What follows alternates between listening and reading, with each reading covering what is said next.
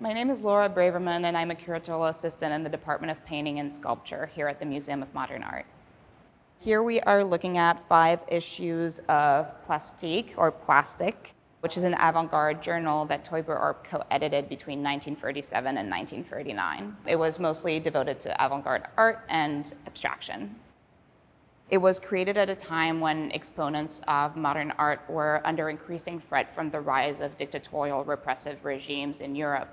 In fact, Taeuber-Arp had many artist friends who had already seen their work censored. A number of them were already living in exile at this point. And so progressive artistic ideas could not circulate as easily as they had earlier on in the decade. And so Taeuber-Arp and her co-editors created Plastique with the goal of connecting the different avant-gardes across Europe and the United States in these threatening times. The review is actually trilingual. It published texts in English, French, and German. At the time, abstraction was seen as a universal language that could transcend the nationalist ideologies that were gaining ground in Europe. This crossing of both geographic and linguistic borders is expressed graphically with the use of the English title, so Plastic written with a C at the end, printed in solid black ink over the diagonally hatched French version of the title, Plastique, written with QUE at the end, so that when you look at both titles, you read them simultaneously as one. It was published between Paris and New York. And if you start looking closely at the typeface, you'll notice that certain letters are reversed, the P, the A, the S.